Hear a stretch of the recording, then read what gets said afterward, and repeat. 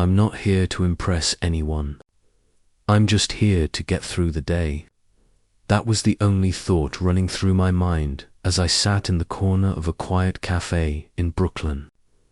The world outside was busy, bustling with energy, but inside the cafe, everything was calm, almost a calm. The sound of soft acoustic music mingled with the smell of freshly brewed coffee and cinnamon. It should have been relaxing, but I felt none of that. Instead, I stared at my phone screen, letting the endless stream of messages from my family pour in. Grandma's turning 75. You better not come alone this year. Mum already picked someone for you to meet. She's super polished, a Stanford MBA. You'll love her. Zach, seriously, bring a date or else. I let out a slow breath, running my hand over my face in frustration. The messages had been relentless for the last few days. My family had made it clear being the successful CEO of Harrison Enterprises wasn't enough. I needed to prove to them that I had a life outside of work. That I wasn't just a workaholic who had built a multi-million-dollar empire and let everything else fall to the wayside. They wanted a perfect picture, my family, and the perfect woman by my side. They wanted someone who would fit into their idea of what success looked like. Someone who could stand beside me at events and dinners. But there was a problem with their plan. I didn't have anyone, not because I didn't try, but because nothing ever felt real. Dating had always seemed like another transaction, something to check off the list, but never something that truly made sense in my life. I leaned back in my chair, glancing around the cafe, trying to distract myself. A couple of customers were talking quietly at the counter, but otherwise, the place was practically empty. As I sat there, a part of me felt like I was suffocating. How had I let my family's expectations dictate so much of my life? My phone buzzed again. Come on, Zach. Grandma really wants to see you with someone. It's important. Don't embarrass us again. I rubbed my temples, resisting the urge to reply. I knew what my mum would say if I didn't comply, something about disappointing Grandma, about letting the family down. But deep down, I wasn't sure if any of it really mattered. Was it worth it? Did I even care about fitting into the family's picture of perfect? It was then that the door to the cafe chimed, and a small gust of wind swept inside, carrying the cool edge of early spring. My eyes instinctively lifted from my phone, and that's when I saw her. She wasn't like the women I usually noticed. She didn't stand out with flashy clothes or perfectly styled hair. She was simple blonde hair tied back in a messy ponytail, no makeup, wearing a casual apron smudged from the morning rush. But the way she moved so naturally, so effortlessly, made me stop. She was guiding an elderly woman inside, helping her step carefully through the door, making sure she was comfortable as she walked toward a table near the window. There was something about the way she interacted with the woman, a kind of softness, of calm that I hadn't seen in a long time.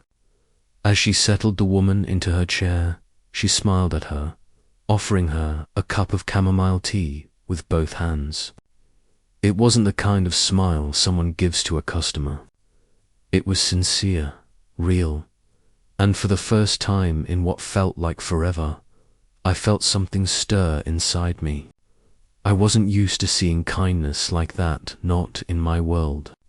My world was full of suits, business deals, and calculated moves. But her kindness, her genuine attention, was disarming. She glanced up briefly, her eyes meeting mine for a split second. I quickly looked away, but the idea had already begun to form in my mind. It was irrational, unexpected, but there was no stopping it. I had come to the cafe to escape my family's pressure. But instead, I found myself standing up, walking across the room. I had no plan, no clear reason for doing it other than this strange, unexpected pull. When I reached a counter, I paused for a moment, unsure of how to even start the conversation. She was still behind the counter, entering an order into the register. I stood there for a moment, watching her, unsure of myself. "Can I help you?" she asked, her voice calm, inviting, as if she could sense I was lost in thought. I didn't even hesitate. I reached into my wallet and pulled out 5 crisp $100 bills, placing them on the counter between us. Her eyes flicked down to the money, then back to me, clearly confused. "I need you to pretend to be my girlfriend," I said, the words tumbling out before I could stop them. "For one day. Tomorrow is my grandmother's birthday. I'll pick you up, introduce you to my family, and then take you home. That's it. No strings attached." She blinked twice, her eyes wide with confusion. "I'm sorry, what?" I let out a breath, trying to explain. "I'll pay you $500 for one night. Just a dinner, that's all. No cameras, no jokes. Just someone to stand beside me and smile for a few hours. My family wants me to bring a date. They think I'm incomplete without one." Her gaze shifted from the money to me, then back again. "Is this a joke?" "No," I replied firmly, "no joke. I just need someone who can help me avoid the awkward questions. Someone who can fill a role for one evening. That's all." She crossed her arms, still eyeing me carefully, as if trying to figure out whether I was serious. "And what makes you think I'd say yes?" I met her gaze, refusing to back down. "Because you just helped a stranger like she was your own family. And because you smiled like you meant it." There was a moment of silence, the kind that made everything feel suspended in time. Then, to my surprise, she nodded slowly. "All right," she said, "but only for the evening. And you have to call me Sophie, not some fake name." I felt a wave of relief wash over me. "Deal." She reached for the money, but I held it back just a little. "Not before," I said softly. "After." She nodded, and just like that, we had entered into an arrangement neither of us had prepared for. A simple deal. A fake relationship. But something in the back of my mind told me this wouldn't be as simple as I thought. I left the cafe, my thoughts spinning. I had made a decision, one I hadn't expected to make. But as I walked out into the evening air, I couldn't shake the feeling that I wasn't just paying her to play a role for one night. There was something about Sophie, her sincerity, her warmth that I couldn't ignore. I had asked her to pretend to be my girlfriend for a day, but I was starting to wonder if this little arrangement would change me more than I ever imagined. And I wasn't sure whether that terrified me or intrigued me. The night felt surreal. I had hired Sophie for one simple reason: to play the role of my girlfriend for a single evening. A pretense. Nothing more. But as I watched her interact with my family, as she stood beside me, not acting out some scripted part, but simply being herself, something inside me shifted at first. I thought I could just get through the dinner, then drop her off at her place, and that would be the end of it. But Sophie wasn't like the other women I had brought around. There was no effort to impress anyone, no pretense, no artifice. She was calm, confident, and warm in a way that was completely disarming. It was like she wasn't just pretending to fit into a role. She was naturally fitting into a place she didn't even realize was waiting for her. Throughout the evening, Sophie moved through the dinner with ease. She engaged with my grandmother, my mother, my cousins, asking the right questions, laughing at the right moments. I could see my grandmother, usually the most critical of my choices, softening as she spoke with Sophie. The evening that had started out as a mere transaction, one date, no strings attached, had begun to feel ... real. I couldn't put my finger on it. Was it because Sophie was so unlike anyone I'd ever been around? Or was it something about her energy, how she managed to make even the most uncomfortable of situations feel natural? After dessert, we stepped out onto the terrace. The night air was cool, and the lights from the city twinkled in the distance. My mind raced. I had been prepared for a one-night deal, a simple arrangement that would get me out of a difficult family situation. But now I wasn't so sure. I turned to Sophie, standing beside me, her gaze turned toward the horizon. She had no idea, but she had made this night easier for me in ways I didn't anticipate. I have to admit, I said, breaking the silence, my voice quieter than usual. You've been better than I expected.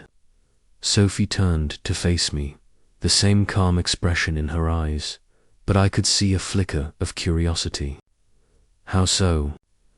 You're just natural, I said, rubbing the back of my neck. I didn't expect you to fit in so easily, you know.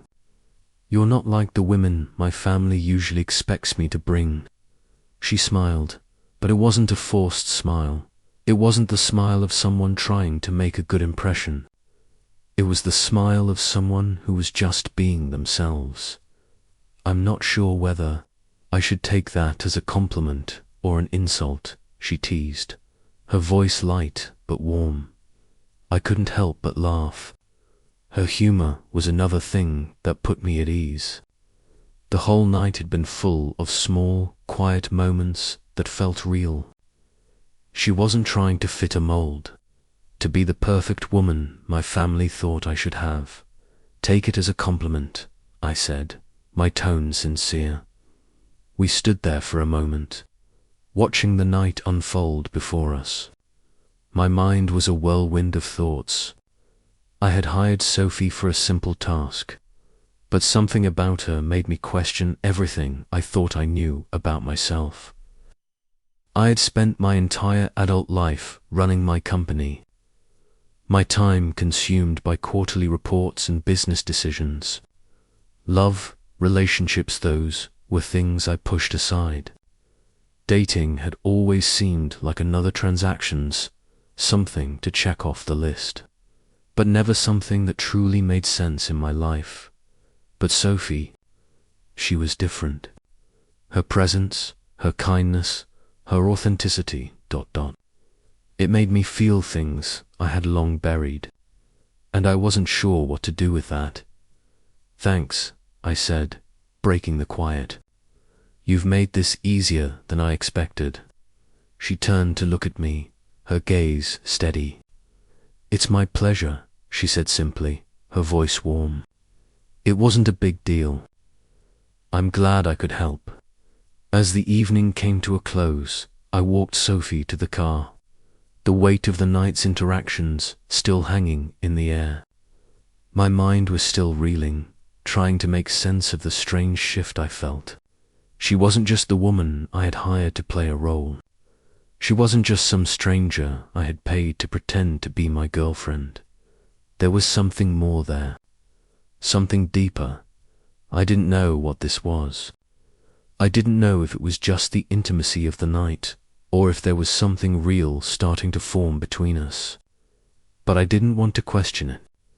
For the first time in a long time, I didn't want to overanalyze. I just wanted to let it be. As Sophie stepped into the car, she looked back at me with that same quiet, composed smile.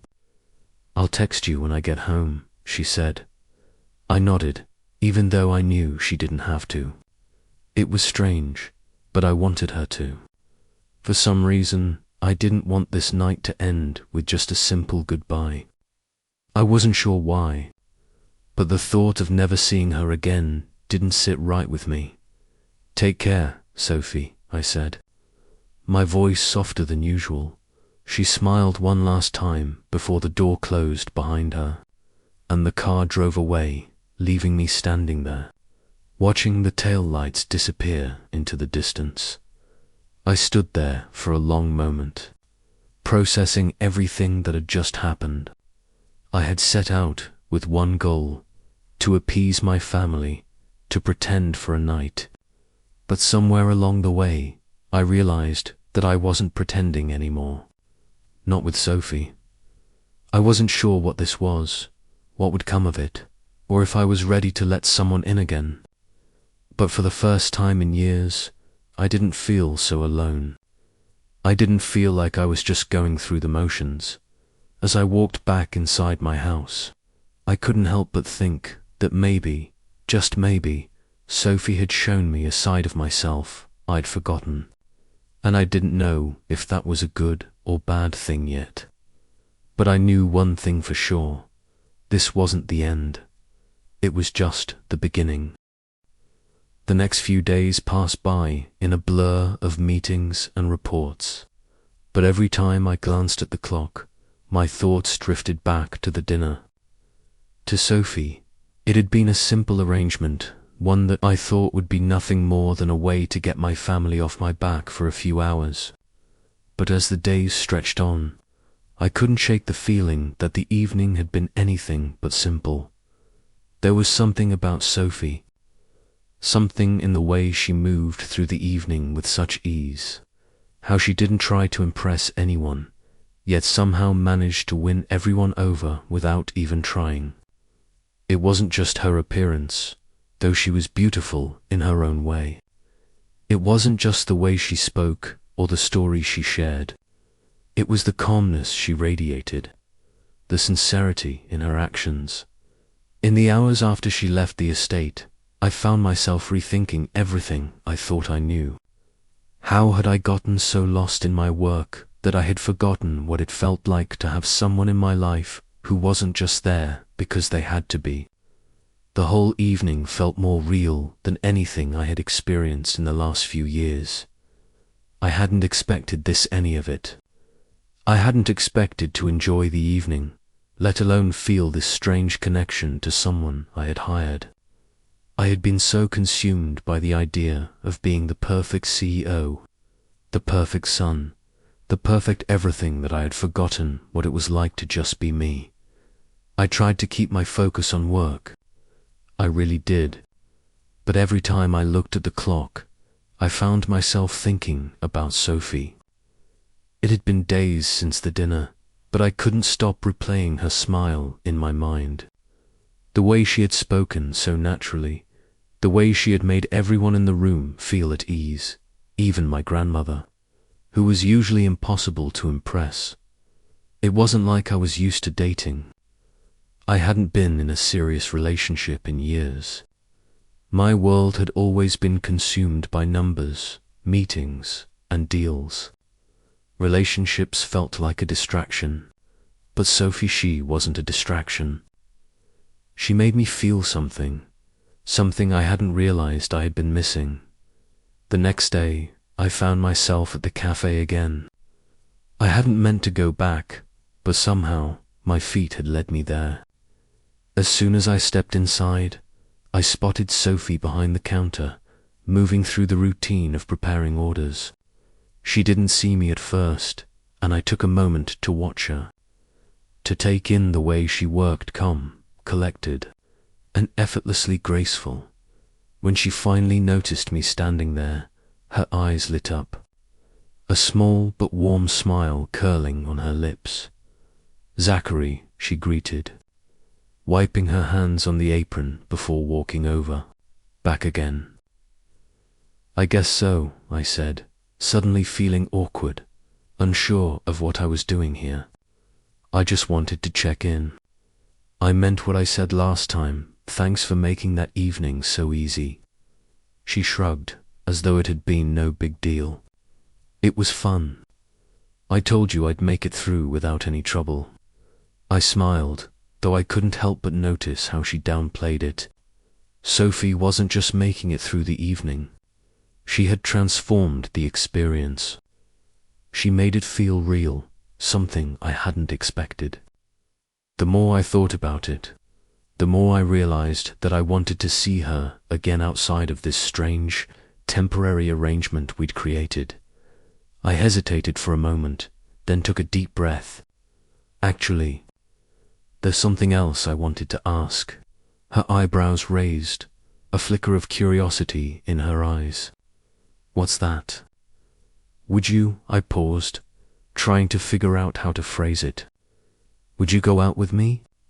Not as a date for my family, just you and me. A real date.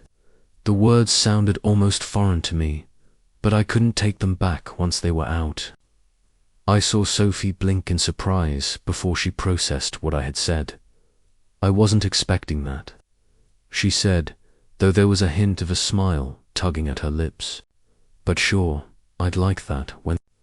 I felt a weight lift from my chest at her answer, though I couldn't tell if it was relief or something else. How about tomorrow night?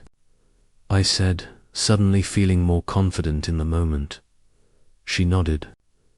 Tomorrow sounds good. As I turned to leave the cafe, my mind was already racing.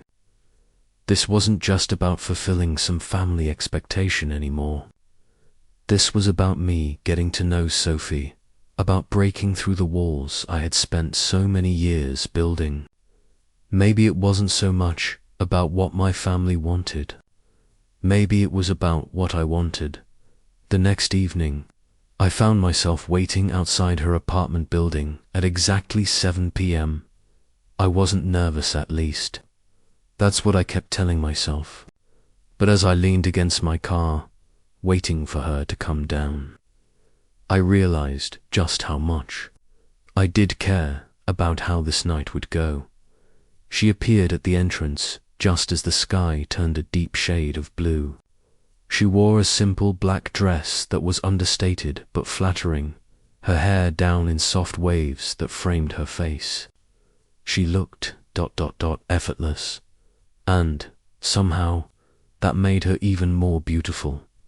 You look amazing, I said, my voice sincere. She smiled at me, a soft laugh escaping her lips. Thanks, you don't look too bad yourself. I opened the car door for her, my chest tightening as she slid into the seat. I couldn't help but notice the way she settled in so easily, like she had always belonged there. It was strange, but in the best way. For the first time in a long while, I wasn't playing a role. I wasn't pretending to be someone I wasn't. I was just Zachary, and she was just Sophie. The drive to the restaurant was smooth, but it felt like time slowed down, stretching each moment as I stole glances at her. It wasn't just the way she looked that caught my attention. It was the way she made everything feel simpler. The way she was, so unpretentious, so real, was something I hadn't expected. Dinner passed in the same quiet ease. We talked about our lives, about her job, about the little things we enjoyed. I found myself opening up more than I usually did, telling her about the things I kept hidden from most people. My fears, my frustrations, my family. She listened without judgment, her eyes always fixed on me, as if I were the only person in the room.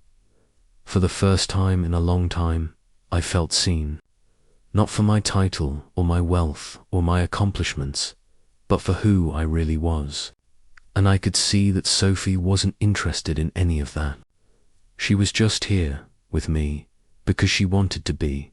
When dinner ended, we stepped out into the crisp evening air, and I realized I didn't want the night to end. I didn't want to drop her off and say goodbye. I wanted to spend more time with her, to keep talking, to see where this would go. As we stood on the sidewalk outside the restaurant, I turned to her, the question I had been avoiding finally slipping from my lips. Would you like to do this again? I asked, unsure of how she would respond. She looked up at me, her eyes soft, her smile gentle. I'd like that very much. And just like that, I realized I wasn't just pretending anymore. The days after our first real date passed by in a blur, yet each one felt sharper, more defined, like a film reel I could no longer ignore. Sophie and I continued to see each other. Little things at first, a coffee on the weekend, a walk through the park, catching a movie at the small theater in town. The more time we spent together, the more I realized how little I actually knew about her, and how much more there was beneath the surface. It was easy to forget that this started as a one-night deal. Each time we were together, it felt ... natural, uncomplicated. I was starting to believe that maybe, just maybe, I had been wrong about the whole idea of relationships. The kind of relationships I had been used to, the transactional ones, where everything had a clear purpose or agenda, had never felt like this. Sophie didn't want anything from me. She wasn't interested in my money or my position. She didn't even care about my family's expectations. It was strange. She just liked being with me, and I was beginning to like being with her more than I cared to admit. It was a Thursday evening when things really started to shift. I had spent the day buried in back-to-back meetings, my mind consumed with the next business deal, when my phone buzzed with a message from Sophie. "Sophie, are you free tonight?"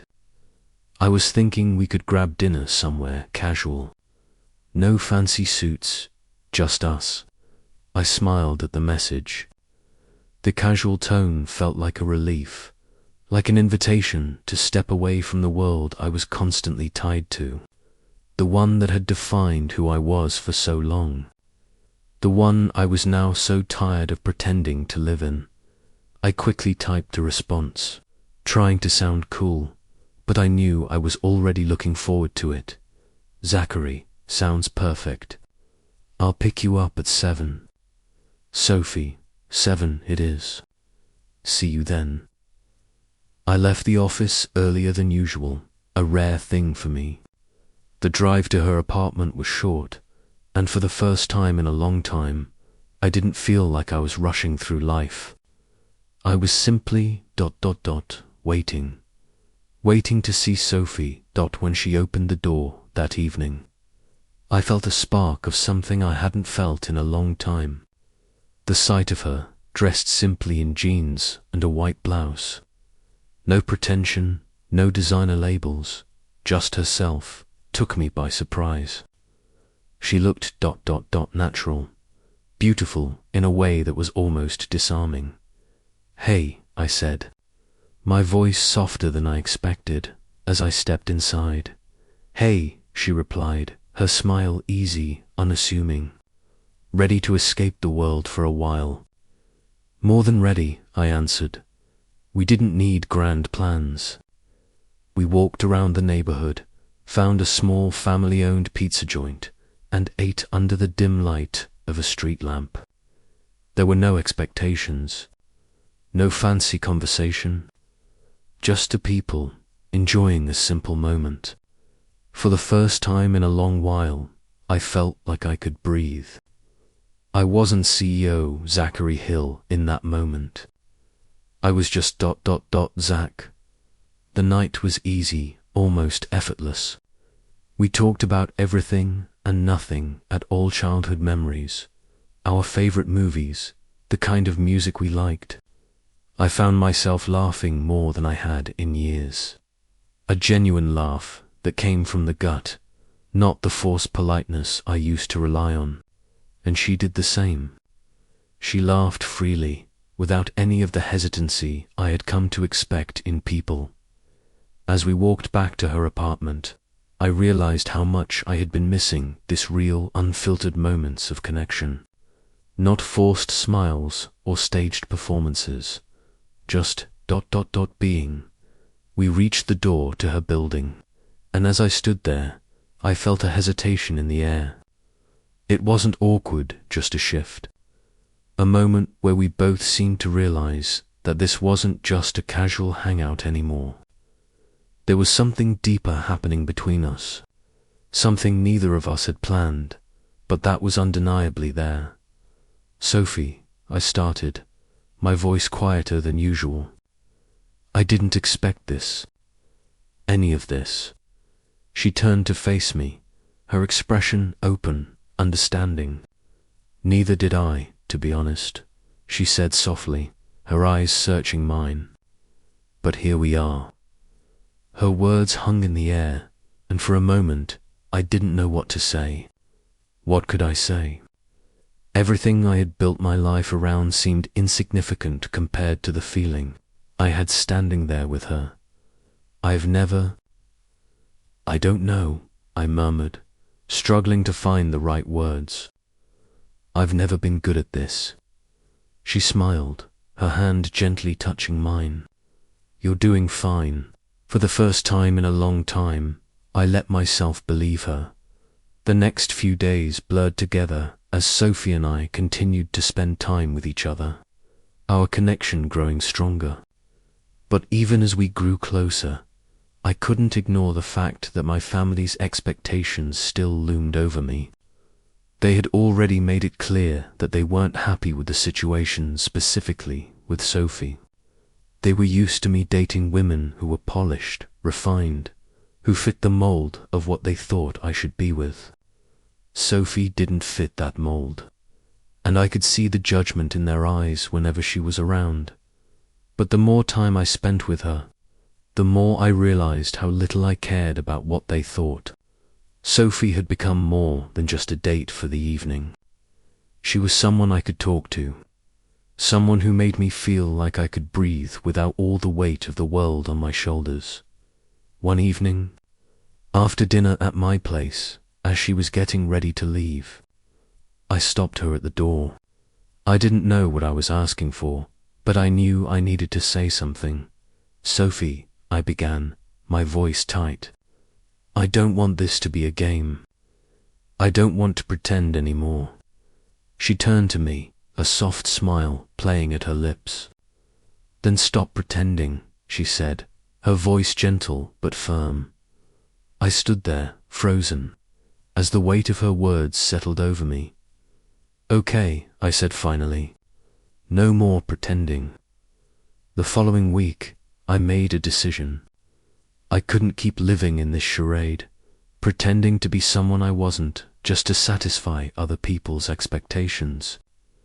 Sophie had shown me what it meant to be real, to be present, and I wasn't going to let her slip away. I wasn't sure what the future held, or how things would work out with my family. But I knew one thing for sure.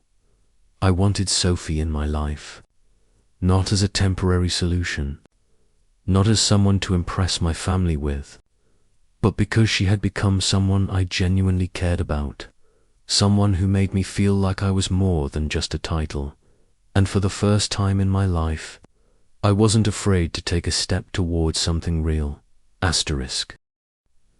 The days after our conversation felt like a quiet storm, a slow build-up of emotion I hadn't been prepared for. I kept thinking about the moments Sophie had said, "Stop pretending." It echoed in my mind, louder and louder, until I couldn't ignore it anymore. There was no turning back now. I had to decide what I truly wanted, not just for myself, but for the life I was building with Sophie. I spent the next few days avoiding the phone calls from my mother. I wasn't ready to explain myself to her, not yet, not when I wasn't even sure what I was doing. My family had always expected me to follow their blueprint, be the perfect son, bring home the perfect woman, and continue their legacy with the same sense of control and perfection I had used to build my company. But now, with Sophie in my life, everything felt uncertain, chaotic even, in the most refreshing way. Sophie was a contradiction to everything I had been taught about success. She wasn't polished or refined, not in the way my family would have liked. But she had something far more valuable: the way she spoke, the way she cared for others, and the way she made me feel seen for the first time in years made me want to be a better person. I couldn't let that slip away. I called Sophie later that evening. My hands shook as I dialed her number. She answered on the second ring, and her voice, calm as always, made my nerves settle just a little. "Hey, it's me," I said, trying to sound casual, though the words felt heavy in my chest. "I was thinking, maybe we could spend the weekend together. No dinner parties, no pretending, just you and me. I want to get to know you better. All of you." There was a pause on the other end. I waited, holding my breath. When she finally spoke, her voice was softer than I expected. "Are you sure? I mean, we're just getting started, right?" I nodded to myself, even though she couldn't see it. "Yeah, but I don't want to waste time anymore. I know it sounds crazy, but I think I'm ready for something real. With you." She was quiet for a moment, and when she finally spoke again, her words were filled with warmth. "I'm glad to hear that, Zachary. I really am. But let's take it one step at a time. Let's just enjoy this, enjoy us, without the pressure." I smiled, relief flooding through me. "That sounds perfect. Just us. No pretenses." We made plans for the weekend, a quiet cabin by a lake, far from the eyes of my family, far from the expectations that had ruled my life for so long. We would simply be two people, figuring things out as we went along. The weekend came faster than I expected. The drive to the cabin was quiet, but not uncomfortable. Sophie and I had been spending a lot of time together, and the more time I spent with her, the more I found myself wanting to know her in ways I hadn't allowed myself to know anyone in years. It wasn't about her fitting some mold or meeting some standard. It was about her, the real, unfiltered, imperfect woman who had slowly come to matter more than I ever expected. We arrived at the cabin, nestled in the middle of the forest, far enough away from the noise of the city to feel like we were the only two people in the world. The moment we stepped out of the car, the fresh, pine-scented air filled my lungs, and for the first time in a long time, I felt a sense of calm. I didn't have to be CEO Zachary Hill here. I didn't have to worry about appearances or business deals or anything at all. It was just me and Sophie that night. We cooked dinner together in the small kitchen of the cabin, the fire crackling in the background. We talked about everything and nothing: our favorite foods, the places we wanted to travel, the things we wanted to change about ourselves. It felt like I had known her for years, and yet it had only been a few weeks.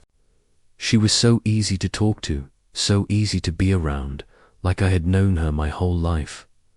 Later, we sat outside by the fire pit, the stars above us more vibrant than I had ever seen.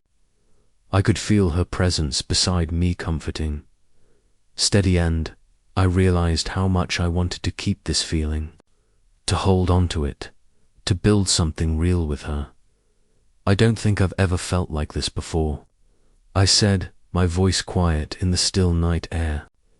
"I've spent so much of my life trying to be perfect, trying to meet everyone's expectations, but with you, I don't feel that pressure. I feel like I can finally breathe." She turned to me, her face soft in the firelight. "You don't have to be perfect with me, Zachary. I don't need that. I just need you to be you." And for the first time in years, I allowed myself to believe her. Sophie wasn't asking for me to change. She wasn't asking me to be anything other than who I already was. In that moment, I realized how much I had been holding on to for far too long: the walls, the expectations, the idea of who I was supposed to be. and for the first time, I let it all go. That night, as we sat in silence, watching the fire burn low, I felt something shift. The weight of my responsibilities, the endless pressure of being perfect, seemed to dissolve. I didn't need to be anyone else. I just needed to be with Sophie. No pretenses, no expectations, just the two of us. We didn't talk about the future that night, but it didn't matter. I knew, deep down, that I had found something real. And for the first time, I wasn't afraid of it.